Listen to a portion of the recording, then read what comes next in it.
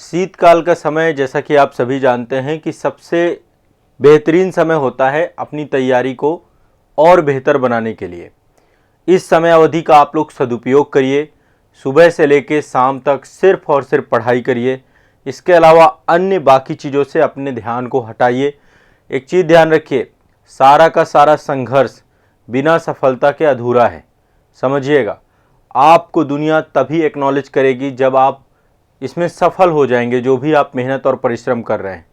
तो यदि मेहनत और परिश्रम करना है तो 100% देना है अपना, 100% पूरी मेहनत करनी है। तोड़ तोड़ के मेहनत नहीं करनी, टुकड़ों में मेहनत नहीं करनी है। ये चीज़ ध्यान रखिएगा, ठीक है। टुकड़ों में मेहनत करने वालों को कोई नहीं जानता है।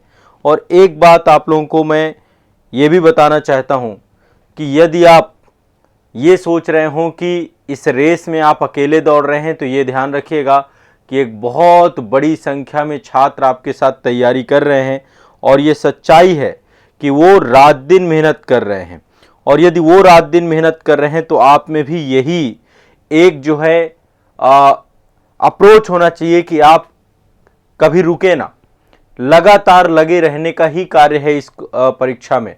और एक बात और आपको बता रहा हूँ, जितने भी बच्चे सिविल सर्विसेज की तैयारी कर रहे हैं, अपने अप्रोच, अपने दृष्टिकोण में एक चीज़ लेकर के आइए। सबसे पहले आपको इस सोसाइटी में, इस समाज में जो कुछ भी आप पढ़ रहे हैं, तो सबसे पहले प्रॉब्लम्स को आइडेंटिफाई करिए और फिर उसका सल्यूशन भी आपके पास होना चाहिए। सिर्फ और सिर्फ प्रॉब्लम्स को लेकर मत बैठिएगा। हर प्रॉब्लम का सल्यूशन होना ये आपके दृष्टिकोण का हिस्सा होना चाहिए। और जब आप कोई भी चीज़ पढ़ते हैं, कोई भी चीज़ सोचते हैं, कोई भी चीज़ लिखते हैं, ये दोनों चीज़ें आपके आंसर राइटिंग में, आपके बोलने में, आपके लिखने में, आपके सोचने में दिखनी चाहिए। और इसको हैबिट बना लीजिए। यदि आपने कोई प्रॉब्लम को आइडेंटिफाई किया है तो आप साथ साथ उसका सल्यूशन भी अपने साथ रखिए। एक सिविल सेवक के लिए सबसे महत्वपूर्ण चीज़ यही है क्योंकि सिर्फ एक तरफा ना सोचे, उसको साथ साथ समाधान ओरिएंटेड बनना है।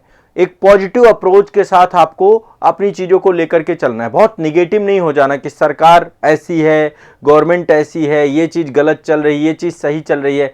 तो सही गलत के तराजू पे नहीं खड़े होना है आपको सामाजिक समस्याओं से सरोकार रखना है, जन कल्याण से जुड़ी हुई चीज़ों को ध्यान में रखना है। और ये चीज़ें अभी से आप अपनी आदत में लाइए।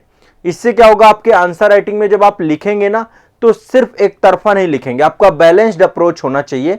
आप प्रॉब्लम्स जरूर गिनाइए लेकिन साथ साथ उसका समाधान जरूर दीजिए। एक सिविल सर्वेंट में यह आदत होनी बहुत जरूरी है कि वह प्रॉब्लम्स के साथ ना खड़ा हो, वो समाधान ओरिएंटेड हो, है ना। यदि प्रॉब्लम्स नहीं होंगी तो समाधान की कोई बात नहीं निकलती है, और यदि प्रॉब्लम है तो उसका समाधान भी है। तो आपको अपना एक अप्रोच भी ऐसा रखना है। कोई भी चीज पढ़िए, प्रॉब्लम्स निकालिए, लेकिन उसका समाधान आपके पास होना चाहिए, विद लॉजिक होना चाहिए, है ना। ये लॉजिकल चीजें नहीं होनी चाहिए, तर्क के साथ होनी चाहिए, तथ्य के साथ होनी चाहिए। ये आपको अपने डे बाय डे में चीजों को ऐड करना है। दूसरा, मैंने आपको एक बात और बताई है कि आप ये मत सोचिए कि आपका प्रीलिम्स अगले साल है। आपका प्रीलिम्स अभी 4 महीने बाद है, 6 महीने बाद है, 8 महीने बाद है, 10 महीने बाद है, अगले साल है, उसके अगले साल है, ऐसा मत सोचिए। हर सप्ताह एक दिन तय करिए जिसमें आप टेस्ट सीरीज देंगे। मैं आपको सैटरडे संडे का समय निर्धारित करवाता हूं कि सैटरडे संडे में किसी एक दिन तय कर लीजिए कि आप टेस्ट देंगे, और उसी दिन को अपनी प्रारंभिक परीक्षा मान के चलिए। हर सप्ताह प्रीलिम्स दीजिए, हर सप्ताह जो टेस्ट सीरीज लगाइए, ऐसा महसूस करिए कि आप एग्जाम हॉल पे बैठे हुए हैं और वही 2 घंटे का समय है जिसमें आपको पीटी को क्वालिफाई करना है। आयोग के जिस तरीके के क्वेश्चन आते हैं वैसे ही मॉक टेस्ट दीजिए, चाहे आपका सिलेबस कंप्लीट हो, चाहे सिलेबस कंप्लीट नहीं हो। आप कंप्लीट उस प्रोसेस से गुजरिए जो आप परीक्षा वाले दिन गुजरना चाहते हैं। पर डे 2 क्वेश्चन की आंसर राइटिंग जरूर करिए। यदि आप ये प्रोसेस में आ गए ना कि आपने टेस्ट सीरीज और आंसर राइटिंग दोनों चीजें करनी चालू कर दी, तो मैं आपको ये प्रॉमिस के साथ कहता हूं कि आपका सिलेक्शन कोई नहीं रोक सकता है। यदि आप ये सोच रहे हैं कि आने वाले 6 महीने बाद, 1 साल बाद, 2 साल बाद आपका जो है एग्जाम होगा और उसी दिन जाकर एग्जाम देंगे, उसी दिन आंसर राइटिंग करेंगे, तो शायद आपके लिए बहुत बड़ी दुविधा बन जाएगी, ठीक है। एक तो टेस्ट सीरीज और दूसरा आपका आंसर राइटिंग, ये 2 कार्य आपको जरूर करने हैं, अनिवार्य रूप से करने हैं। बाकी पढ़िए पूरे दिन, करंट अफेयर्स करिए, आंसर राइटिंग आप मेरे साथ करिए, है ना। और रिवीजन आप करिए, बाकी पूरे दिन पढ़ाई करिए। तो एक अपना अप्रोच आपको सही करना है, अपना दृष्टिकोण सही करना, अपना नजरिया सही करना है। ये मेरी आप सभी से गुजारिश है, ठीक है, सभी छात्रों से। ठीक है, क्लियर है सभी को? और हम डे बाय डे अपने आप को इंप्रूव करते हुए चलेंगे, बिल्कुल टेंशन नहीं लेना। मैं आपके साथ हूं, एग्जाम तक आपके साथ हूं, और आपको किसी तरीके से आपके राह से मैं भटकने नहीं दूंगा। ठीक है, ये ध्यान रखना है सभी को। हाँ, बहुत अच्छी बात है, जो लोग टेस्ट देते हैं उन्होंने अपने आप को बिल्कुल ये मान के चलिए कि आप बिल्कुल सही दिशा में हैं। जो लोग टेस्ट दे रहे हैं, लेकिन जो टेस्ट नहीं दे रहे हैं उन्हें सोचने की जरूरत है ना। उनको सोचना चाहिए, उनको ये देखना चाहिए कि आप बहुतों से बहुत पीछे हैं। तो टेस्ट को अपनी आदत बनाइएगा। ठीक है, मॉक टेस्ट बहुत इंपॉर्टेंट है।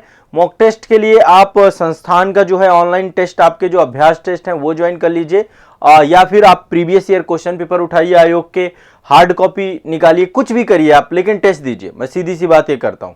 ठीक है, जो दूर दराज वाले हैं वो ऑनलाइन टेस्ट भी ज्वाइन कर सकते हैं। तो टेस्ट सीरीज आपके लिए मस्ट है, मतलब ये मैंडेटरी चीज है। ठीक है, चलिए।